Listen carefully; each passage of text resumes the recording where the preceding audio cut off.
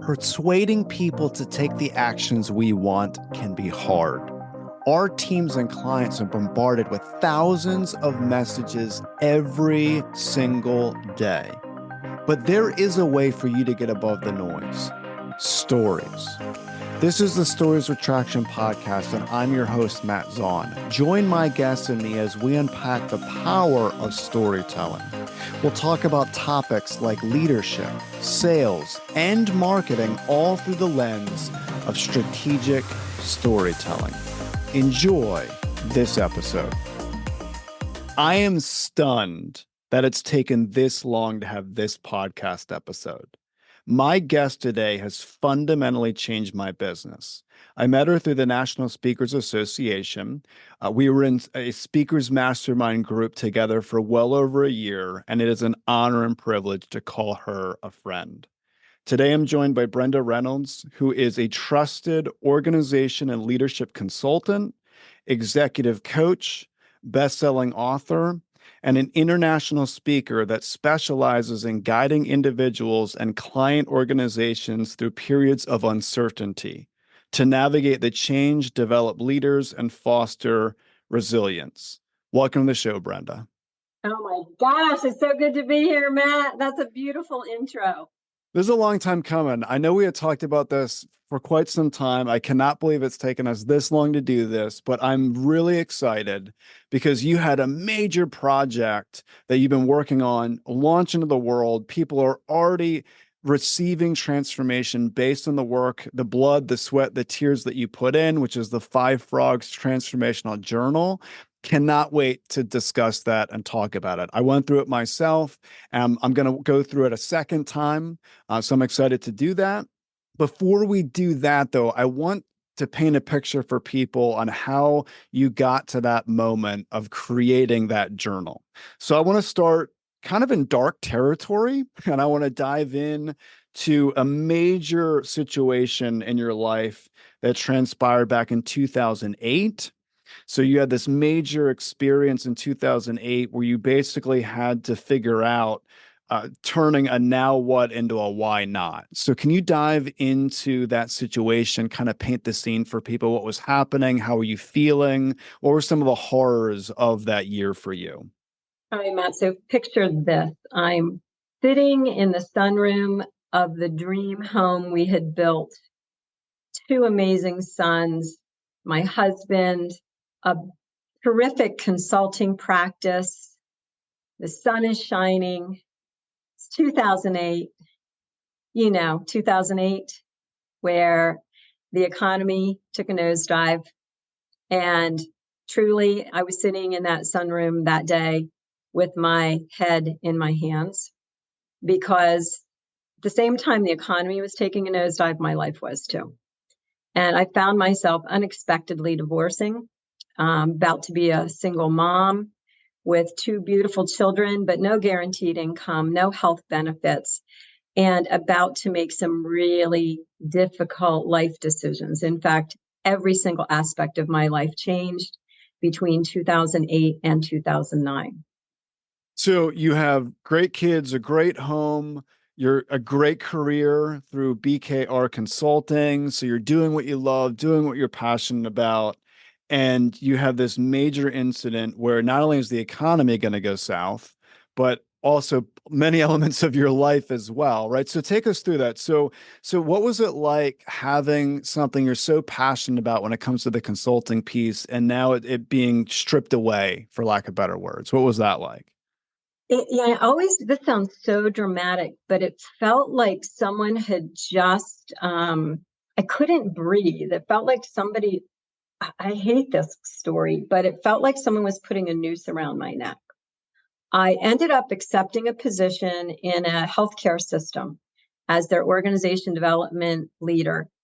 And that required me to drive literally an hour through 70 red lights on my way to work each day.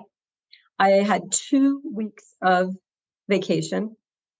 I was making less money than I had in years. And I was sitting in the organization a couple of layers lower than I was probably qualified to, but it's what I needed to do at that time. And I literally cried on my way to work and back every day for 2 straight months. Wow. So it took quite some time to build your consulting up and then to have to leave it based on all the different experiences and situations that were happening. So how long were you in that role? How long was that? I took that role on, and they knew, and this is what I love. So everyone who sits in a leadership role in an organization, what I really respected was this was a group of people whom I had done some consulting for. They knew my work, they knew me. They also knew what was happening in my life. And they said, come on board. We want your skills and we will take care of you, in so many words. So I was able to go in there and really, looking back on it, be super supported. I promised them I'd give them more than 2 years, and I gave them 4. And even when I left, I kept them as a key consulting client. But although I cried so much about that change, like most other changes, when they're going on, they are not fun. But when I look in the rearview mirror now, I know it was the best thing that could have ever happened to me. I was surrounded by a supportive group of people, terrific professionals. I got skilled up and reminded of what it was like to try to influence an organization from the middle seat. I learned new things. I got to help build a children's hospital in Orlando, Florida, work with the executive team, and honestly come back out of that situation a smarter, more empathic consultant, because I had more recently been in the shoes of the people I was serving. So that really helped you get back into the consulting world. It did. I ended up talking with them after 4 years and saying, hey, here's the deal. I really need that. I became aware during that time frame how much freedom was a value of mine, how important it was. And so I did well for 4 years, but I needed that freedom back. For sure. And so we just had a really collaborative conversation. Now, I will tell you the truth. A woman was hired into a role above me who was, I'm not even going to fill in the blank. She was something. She was something. My first conversation with her on the telephone was like nothing I could even conceive of. And she had never even met me. The executive team and her peer group had to talk with her and tell her to stop her mean girl stuff. So she had a hand in me considering options. And in 2012, I approached them to say, hey, I'd like to go back out, revamp BKR, bring you along as a client of mine. And here's the deal. Put me on the hardest organization development jobs you possibly can. Pay me as a consultant. And that's what I did. So for several years then, they put me on difficult jobs, whether it was doing continuous improvement in the emergency department, helping to bring up a children's hospital in Florida, working with a surgeon who really needed some executive coaching, and formed a really terrific and long-term bond with them. It's a very diplomatic way of saying all that, Brenda. You're very good with your words. So speaking of words, I do want to talk about resilience because I do feel that that word is tossed around all the time. I mean, all the time. It almost has lost its luster when we even say the word. We can't even properly picture it anymore because it's so overused. So what is resilience to you? When you hear that word, what's the picture that comes to your mind when you hear resilience? It literally is a picture that comes to my mind. And it's a picture that says, I can't do this, but you do it. And then around the turn, you get hit with another thing and you think to yourself, I can't do this, but you do it. And you string a bunch of those together. I call them now what moments. It's the now what. And you go, oh my gosh, now what? And somehow you overcome it. And then another now what, and you overcome it.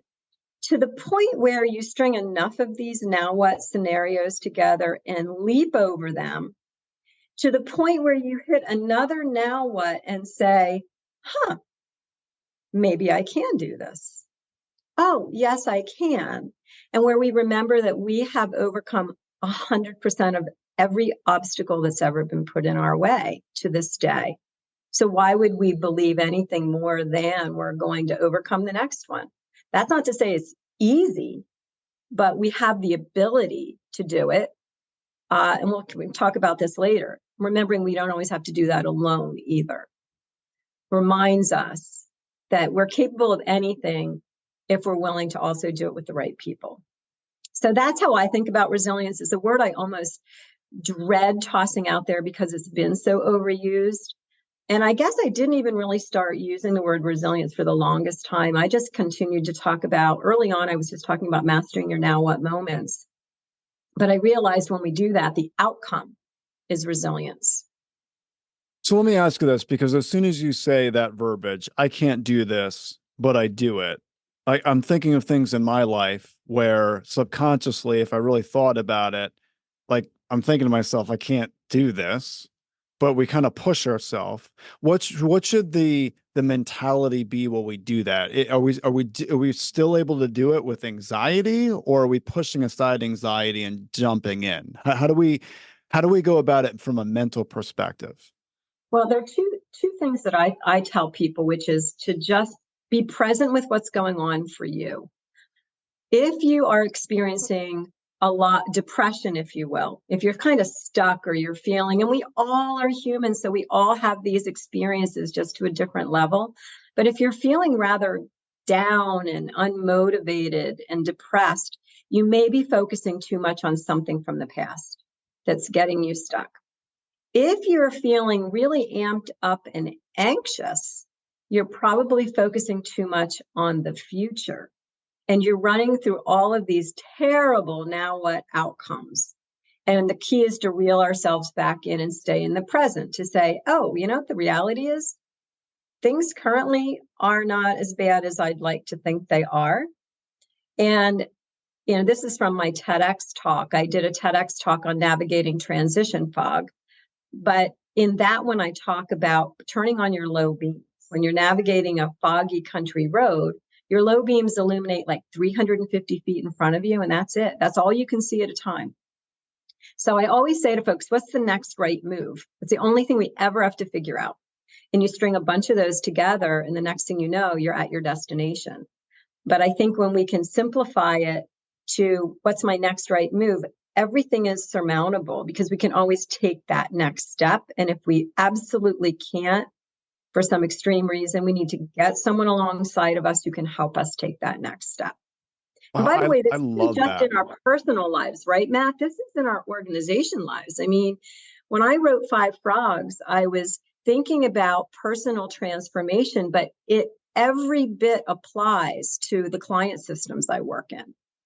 I love that. I love the whole idea of depressed, you're focusing on the past, anxiety, focusing on the future. So when you said the anxiety piece regarding that future, it reminded me of an interview I saw decades ago with Michael Jordan. So Michael Jordan, a lot of people listening know he played under tons of pressure, right? So often he was the one that was taking the shot that won the game, right? And he was asked once, how are you able to stay so calm, so cool, so collected under such intense pressure?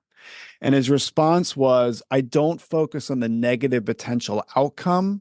I focus on the task at hand. So while he was making that shot, he didn't think about the tens of thousands of eyeballs staring at him. He didn't think about what sports journalists might negatively print if he missed that shot. He didn't think about lost endorsements. All he was doing was thinking about, I'm going to take this ball, I'm going to put it into that basket, something that he had done since he was a child for many, many years.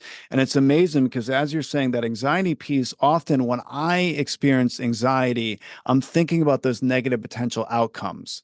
How will I seem to others? Am I going to offend someone? Will people laugh if I share a joke? Am I going to lose out on this deal, right? These are all negative potential outcomes. It's not focusing on the task at hand, which for me often is simply speaking, right? So Right. let's touch on that because I think a lot of people were taught focus on the future, go after what you want, visualize the future, all these different things. So how can we kind of stay grounded in we're focusing on the present moment, but also from a planning perspective? So now we're going into kind of organizational concepts now from a planning perspective. How do you still keep the future in mind, but not have that anxiety? Is there a way to do that holistically? Such a great thing to talk about, Matt. When I tell my clients, you dream into the future. So you want to be in that future state for dreaming and visioning and thinking big. But then we act in the present. So they each have a purpose.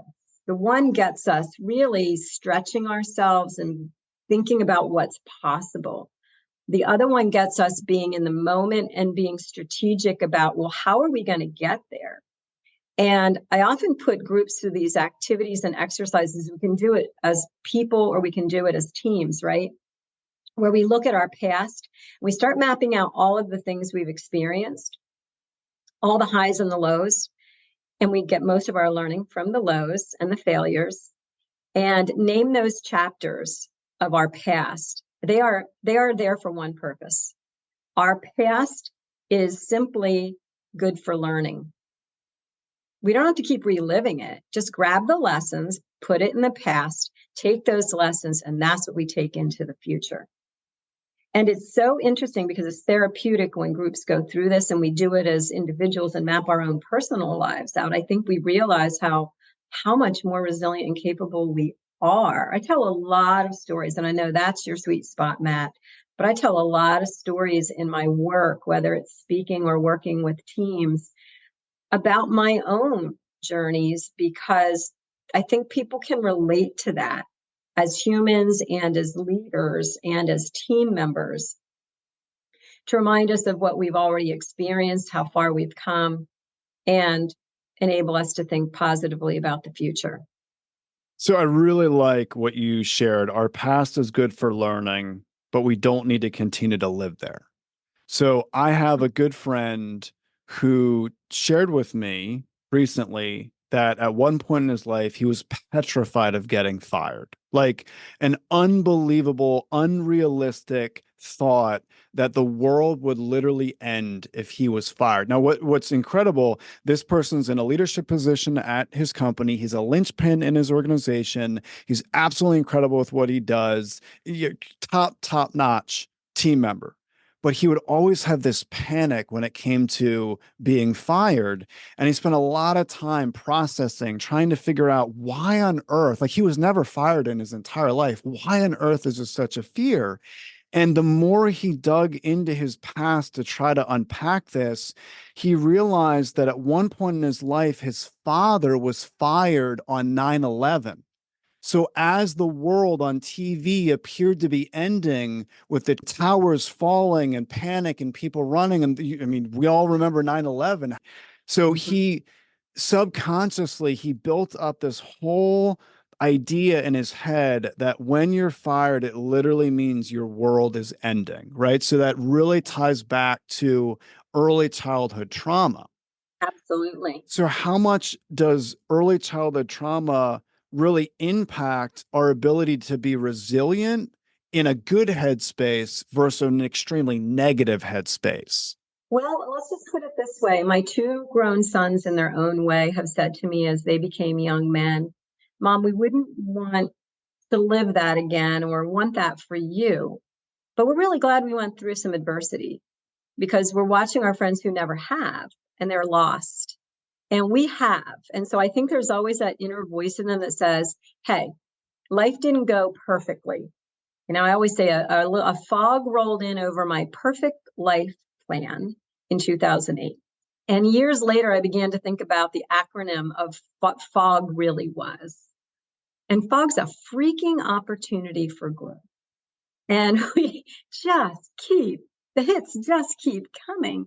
But I think it is important to really unpack that. I mean, I've certainly unpacked my history. I know where some of my triggers are going to be. I know what's going to serve me really well from my history and the things and the traits and the things I want to carry forward with me. But I also know which ones are old stories. I got to let them go.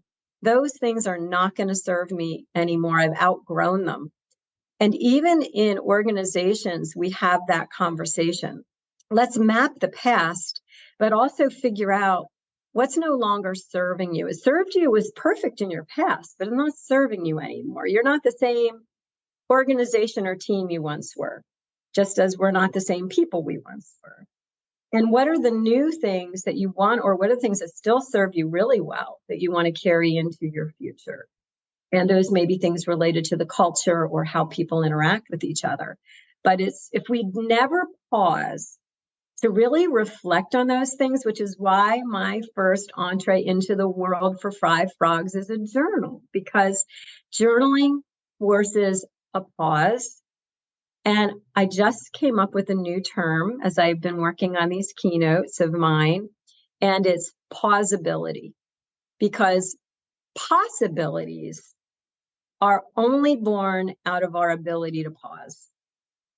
Plausibility gives us a chance to say, why not, in the face of our now what? But only if we pause to say, oh, yeah, we got to get rid of that behavior or that self-limiting belief, like, oh, I'm going to get fired. Oh, I have to take this thing with me and carry it forward. Oh, look how I was able to pivot in 2008. If I can do that, I can do anything. Power of the pause. Power of the pause. All right, so I'm holding the Five Frogs transformational journal in my hand. So I love the way this is put together.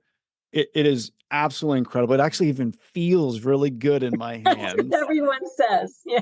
So one of the major challenges I've had, it's pretty much been with me for my entire life, has been I am not the best sleeper. Okay. So, and which is kind of horrifying when you think about it, because we're supposed to live 1/3 of our life, and I suck at that 1/3 of my life, right? Which is not good. So typically I don't have issues falling asleep, it's staying asleep. What happens to me is I wake up at 2 or 3 o'clock in the morning, and then my mind is racing, right? It's really difficult to turn my mind off. And one of the things that my wife recommended that I do is, if you're going to toss and turn for hours on end until it's time to get up, why don't you simply get up and just start writing all of the different thoughts that are coming into your head. Just keep writing and writing and writing. And then once you're done and you get it out of your head, then go back in bed and go to sleep. And that has helped in many ways.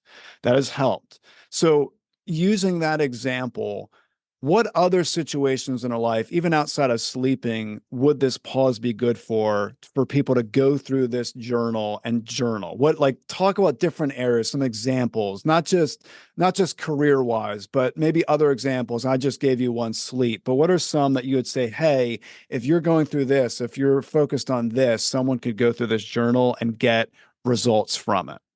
I'd say anytime you're experiencing a change of sorts, and the change can be welcome or unwelcome, because change still triggers a lot of emotion for us. Anytime you're having your own now what moment, what I'm loving about the journal going out into the world, Matt, is everyone's telling me the purpose it's serving for them, some of which were never intended. I've got someone who's bought this, and her husband is going through a major reorganization in his job. And so he's freaked out about it. And so he's been pouring through her book. They're having a little fight because he needs to get his own, because she doesn't want him in her journal. I've got another person whose husband is in the military and about to be deployed, and really on some uncertain ground about what their future is going to look like, where they're going to be, what he's going to be doing. She sent me a picture of his face in the journal. I've had a church group approach me to say they'd like to hang their divorce care program on the concepts from Five Frogs. I am speaking to a healthcare system or two in the coming weeks. They're using it to give it away to their employees as a tool for building resilience or helping them navigate the change the organization is starting to impose on them. So it's taken on a life of its own. There's another guy in California talking to me about customizing it for his high-tech clients who are experiencing a lot of burnout. So I'd say, I had someone else say you should be speaking to high school or college groups about this. High school seniors are about to be launched into a world like no other. Graduates from college. So those are positive events, but even those changes stir us up. And when I'm feeling stirred up, and I don't journal every day, but when I have this like thing that goes on in me emotionally, it takes me a minute, and then I go, oh, that means I'm supposed to journal, because on the other side of the journaling is usually some clarity. Either I just feel good because it was a therapeutic release, or I get some clarity about what's really going on for me, or I get some clarity about a next step I'm supposed to take. So really, Matt, I think it serves a lot of purposes, and the world is sort of reflecting that back to me. I appreciate you mentioning that. So I'll tell you where I started and now why I'm going to go through it a second time. So my main focus the very first time that I picked this up was to focus on the transformation that I made from really having an unhealthy identity to a healthy identity. So what I mean by unhealthy was over drinking, overeating, not properly exercising. That was my life, right? And I've transitioned now into having my identity more focused on, hey, I am a healthy person. Hey, I do eat clean. Hey, I do have 3 sessions of weight bearing exercises a week. Hey, I do regularly go on walks. Now, are those all positive things? Yes, but it was a lot of transformation from, I mean, talk about just the quality of life. Yes, good, but the way that I'm eating, the way that I'm avoiding certain things, like it was definitely transformation, and that this has helped. Now, I'm excited to go through it a second time because this time I'm focusing on something that I'm transitioning when it comes to business. So there's a very specific business model that I have, way that I've set up my business, the way that I handle my time. That's all transitioning, and it's all good. Like I'm excited about it. I'm also stressed about it too, because it goes back to the question, I can't do this, but I'm going to do it. I'm going to do it. So this is going to really help with that because I'm excited to not just look at blank sheets of paper and journal, but you have some really, really good prompts in here that get you to think, to dive even deeper. So how did those prompts come out? Was it just life that you've gone through, or where did you pull all these different prompts to to get this? This is awesome. They emerged. I'm thinking, people are probably thinking, what's with the frogs? What are you talking about, guys? I think it was just life and the work that I do with groups and organizations. What became apparent to me, well, let me just start way back let's go back to 2008 again for a minute, Matt. My divorce attorney told me one day, Brenda, whatever you do, don't come in here and tell me about some man and guy you've met who's going to save the day until you've kissed at least 5 frogs. Now, dating was the last thing on my mind in that moment. It seemed like a strange comment for him to make to me, but it stuck with me. And I thought, oh my gosh, I have to like go on 5 dates. That seemed insurmountable to me, but eventually I did. And I thought, well, maybe I'll write a book about this. There'll be my 5 frogs, 1, 2, 3, 4, 5. And then by the 5th frog, I was like, this will be the lamest book in the world. That is not happening. So did not write that book. One day I was walking by the TV and I heard Alvana Van Zant say, frogs is an acronym for fully reliant on God. And a little part of me said, yeah, right, because God seemed pretty missing in my life at that point. But I tucked it away. And then over time, because I had to live it before I could write about it, I started to think back on all of the spaces and stages I was moving through. First one was the freak out stage. So I'm back to my sunroom with my face in my hands. I'm freaking out. Things feel like they're falling apart. I'm frustrated, so that F stage is where all of the feelings come up, which you just referenced, Matt. Even though you're on this exciting new business adventure, fear and excitement coexist in that F space. That is not unusual. And then as we start to move further, and by the way, this is not a nice, neat, linear path, but we eventually find a bunch more new responsibilities coming our way. And in that stage, we would be really wise to pause, reflect, and reframe a lot of what's going on for us. The O is over time, we're overcoming obstacles. G is like a G, I think I'm growing. And S, we actually crown a more resilient, stronger, expanded version of ourselves. And I keep building this model out more and more and more, because within each of those 5 phases are some unconscious behaviors that we need to check and get more intentional about to get a good outcome. So, for example, if we are unconscious during the time that we're freaking out, you might stuff your feelings down. Yeah, that voice in your head tells you you shouldn't feel this way. This is ugly. This is unbecoming. You might do guilt-free explosion on your colleagues or your partner. You may just want to quit on yourself, or you may get stuck in a victim mentality. But if you pause long enough to go, wait a minute, that's I don't want to do my blind reflex. The pause ability is to say, the smartest thing I can do, and I'm thinking of you, Matt, in this moment with my business change is feel the feelings, acknowledge them. Yeah, this is fear. Yeah, it's sitting right next to excitement. Yeah, today I'm excited. Yeah, today I feel demotivated. But letting those feelings flow through us so they don't get stuck. Journaling is just one way of doing that. For other people, it's punching pillows, it's running out in the woods and screaming, whatever works for people. Having a focus group in your organization so people can flesh out their feelings about the changes that are coming their way. But that's how it came to me. I can't say it was intentional. It kind of showed up. And it got really crazy because frogs literally began showing up in my life everywhere. I was dreaming about frogs, seeing them in stores, all kinds of frog things were showing up. And I finally researched what frogs mean. Like, what are they symbols of? And frogs are a symbol of transformation. So it all just sort of kept coming together. So I want to talk about the F real quick because a lot of times people get tripped up on that. I appreciate you mentioning excitement, anxiety can coexist. Unfortunately, when it comes to anxiety, we can make some really bad decisions based on anxiety that we are experiencing. Like think of all the times people go through anxiety, they want to stop that, and they make a really bad decision. So yes, pausing. I love that pausability is so, I think there's a lot of wisdom in that. But when they pause, what are some things that we should focus on in that pause to make sure that we're not going to allow anxiety to cause us to make a really poor decision?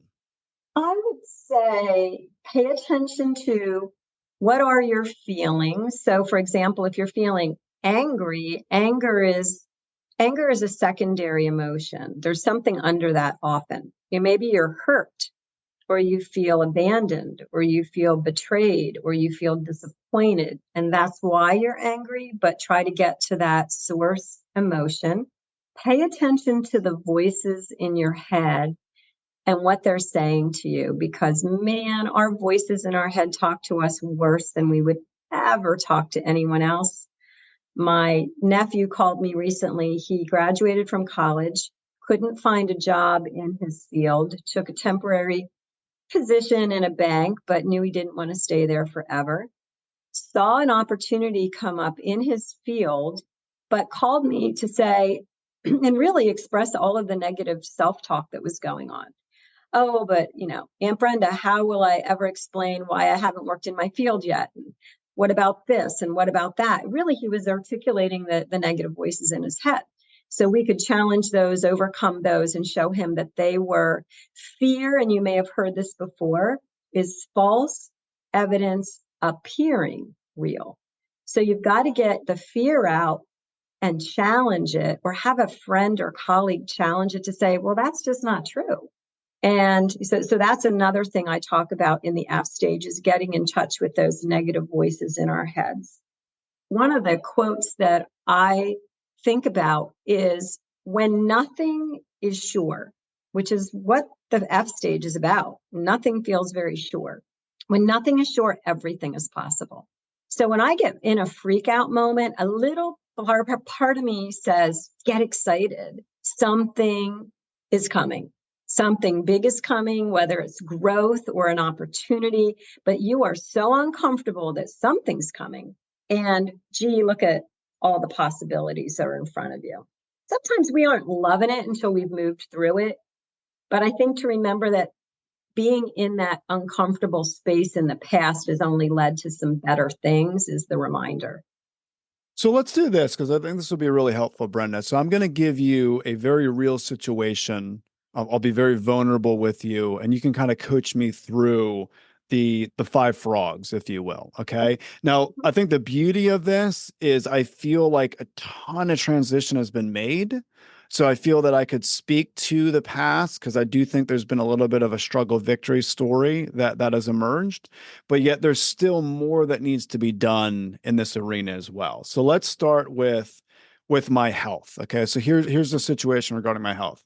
I'm sure there are a lot of people listening to this podcast that might be able to relate to this. I've had a yo-yo diet, so to speak, for ever. So just to give people background, I was a wrestler. I wrestled for 10 years. Though it provided me a ton of opportunities to have grit, though I feel like I've been able to work very hard in my life in many situations, it also caused major detriment from a mental health perspective because in wrestling, you constantly need to make the scale. You're putting yourself through ridiculous extremes that even in today, I don't even know if they allow in high school wrestling programs across the country, talking trash bags, sweating, spitting, being numerous ounces above weight that day, and then getting down to weight. That really messed me up with my relationship to food. So there have been times in my life where I have been very, very heavy and times in my life that I've been what many would consider very fit. Okay. I've also had back issues, right? So when I get heavier, it puts a lot of strain on my back and I go through back pain. I go through hip pain. Okay. So the positive is before the major transformation, I was over drinking, overeating, and I viewed myself as an unhealthy person. Okay. I was not exercising. I wasn't even focused on my health. The transition is now I am focusing on my health. I do regularly go to the gym. I do have a fitness coach she is amazing, an incredible fitness coach that I've worked with. I have radically limited my alcohol intake. I am, eating well, but the anxiety comes in on, is this just another season of my life? And then I'm going to get above that mountain and I'm going to start going back down into the valley and it's going to start going back to what I was at before. So walk me through that anxiety. So now we're at the F, right? The fear. Mhm. Yes. So, and part of that fear, part of what allows us to move beyond the fear and into the R stage, which is you're taking responsibility now, Matt. What allows you to get there, what bridges it, is the stand you've taken. You've changed what I'm going to call your stand. Everybody knows what that is. You may have taken a stand in the past to stop smoking. You may have taken a stand to get healthier, the way you're talking about it. But you change, the stand is, I am a healthy, fit individual. That's your stand. That never changes. If that is your stand, then in every behavior you're going to take, you have to put through that filter to say, is this thing I'm about to do congruent with my stand or not? Right? This is where we get really intentional. And guess what? Sometimes we're going to fall short of living into that stand. You're going to eat or drink something you wish you hadn't. You're going to skip your workout.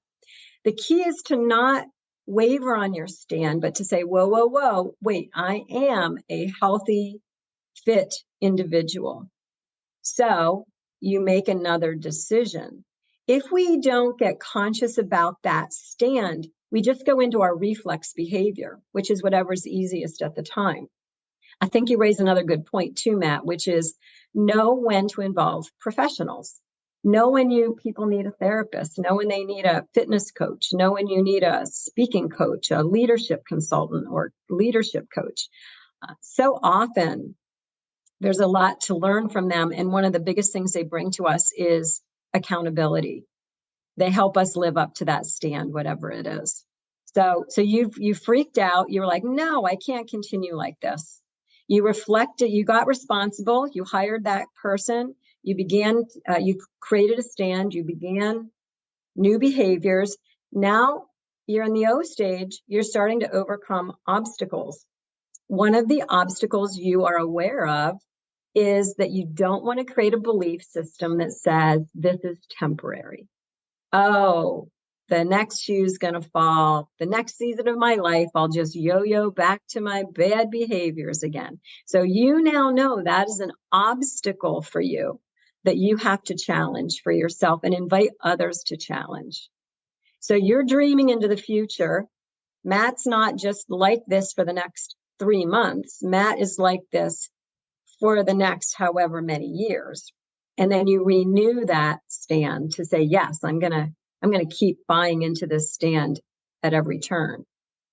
And then you start to see the growth in that. And you start to say, oh, I'm not craving that anymore. Gee, I am craving going for a walk. Gee, I really do want to work out. I really get a kick out of that. It's good for my mental health. And you come out the other side stronger and more resilient. And then from that S stage, what we often find ourselves doing is serving other people through the journey we've just been on. I bet you your fitness coach went through her own Five Frogs journey, got excited about their own growth, and are now serving people like you to help them get on track. So it's from that place that we can better, I say you do two things in the S stage. You self-abrate, made that word up, but you self-abrate. We have to pause long enough to appreciate the journey we just traveled through, and then we serve from that place. How do I help others? Even if it's just in a coffee shop having a conversation with somebody who's on their similar journey. We serve in those ways, or we serve in really formal ways to help other people. So I don't know if that's what you were looking for, Matt, but that's how I think about applying the FROGS to your scenario. Sure, sure. So let me repeat that back to you just for clarity's sake, and just making sure that I'm getting the stages right. So the freaking out for me, I could tell you exactly what it was. It was August 20th of 2022. That's when I had my major, major nervous breakdown. So basically everything came to a head, poor diet, crazy amount of travel. Just my body and my mind shut down. Okay. So I'll never forget it. I was laying on my couch, could barely get up for days, right? I was completely fried. So when we talk about burnout, that was it for me. The reflecting and responsibility, the R, was me reaching out to the fitness coach that I have now. Basically, she came up with an incredible plan for me right out of the gate.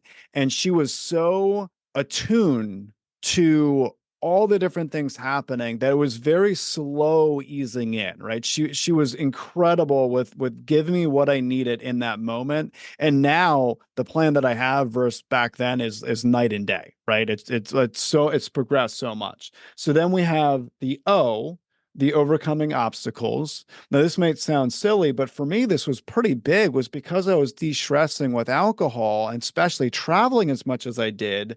When I'm in an airport, I had to ask myself, I could either have two drinks right now to de-stress, or I could have a higher protein, whatever that is, chicken or something to replace the calories of the alcohol, right? Knowing that that food intake is going to help my health and fitness objectives now versus what was happening before. Okay. So that's really the obstacle.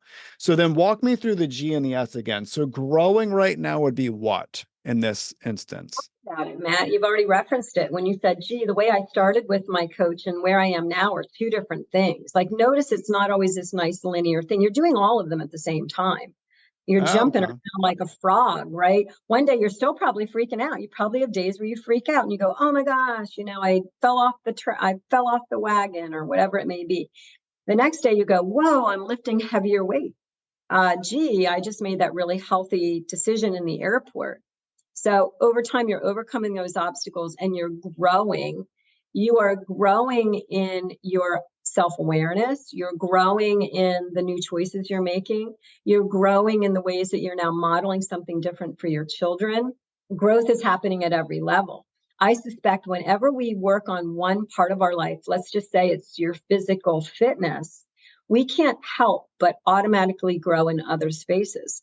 Our mental health improves, our mental clarity improves, our family dynamics improve, our self-worth improves, right? So those rising waters float all boats. And so the growth can happen in other places too. You walk on a stage differently because you feel better about yourself. And then you move into that S stage. And here's the thing, it's not like we finally arrive and say, whew, glad that's done, because life is just going to throw the next thing at us. And the more convicted we are about a change we're going through and we want to make happen in our lives, often life throws what I call cross currents at us, which are the challenges to say, yeah, how convinced are you that you can stay the course? Let's see. We're going to throw some challenges your way. So trust me, as someone who speaks to groups on change and uncertainty and resilience, it's become a joke because I think life gives me a triple dose of it on any given day just to remind me or just to say, so you still think this is what you know so much about? So you still want to serve in this capacity? And it's come to a point where I can just laugh about it and know that all of that living is going to make some great content down the road. Sure, sure. So you also just answered another question I have. So really focusing on that S, so when you said serve, is that what you mean regarding the S? Like now you're going out and you're helping in that capacity with the influence you now have through the growth stage?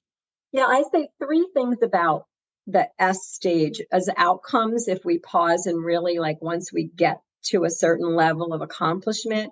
Number one, we pause to celebrate, like celebrate ourselves for this thing we just navigated. We share with others, so that means sharing our story, sharing your learnings, sharing by supporting others and serving them. So those are some of the S possibilities that happen when we're in that S stage because we're really celebrating the fact that we've evolved. When I was sitting there 2008 and beyond, and people kept asking me about my what was next, I had no idea what life was going to bring me. But I kept making this gesture, push my hands out in front of me in this expansive way. And I did not know for the longest time what I was trying to say I wanted life to be. And then it came to me, I want my life to be expansive. And sometimes it's okay to be a glow stick. We have to break before we glow. So our now what moments sometimes break us down, things fall apart so that they have a chance of falling together differently. And in the S stage, that's our glow stick. That's where we're glowing. People are wondering what we did, how we got there. Podcasters are asking them to talk about it ad nauseum like we are today. So we are sharing and serving. For sure, for sure. Well, thank you so much for putting this into the world. I mean that sincerely. Like I had mentioned, I've already gone through it once. I'm about ready to go through it a second time. I don't think it's going to be the last time I go through it. I could see people going through this in many, many, many different instances in life because it's just really good for all kinds of aspects of transformation. So thank you for that. Thank you for the conversation today. I really appreciate our conversation. You shared a ton of wisdom with us. There were three things that I'm going to have as takeaways from our conversation, Brenda. So the three are, the first one is I appreciate you mentioning, I can't do this, but I'm going to do it anyway. And then you mentioned something I think is very important. You said when we're in a depressed stage, we're thinking about the past. When we're in an anxiety driven stage, we're thinking about the future. I appreciated that. The second piece was you mentioning you dream into the future, but we act into the present. That's so important. It's so important to recognize that we need to continue to keep dreaming, looking down the road into the future, but we act in the present moment. We can't focus too much on the future. So I appreciate that, or at least in that moment. And then the third and final piece was I don't know if it hit people the same way, but it really caused me to pause when you said it. You said anger is a secondary emotion. You need to get to the source. I think that's really important because often we get angry because our goal has been blocked, right? Some type of obstacle has been put up and now we're angry and we need to really pause and reflect on where's this anger coming from? Go deeper and deeper and deeper to try to figure out where that's actually coming from. So I appreciate that. So those are my three takeaways. So if anyone listening wants to get more information on you or they want to get this transformational journal, where can they go to get those two pieces of information? You'll find more about me in the journal on my website, which is BrendaKReynolds.com.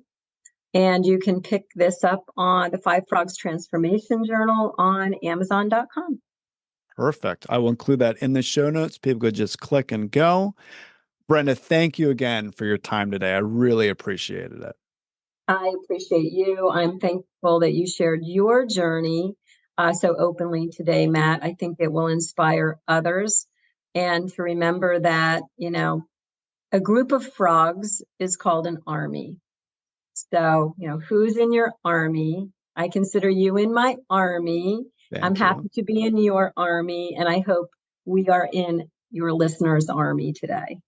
That sounds great. Thank you. Thank you.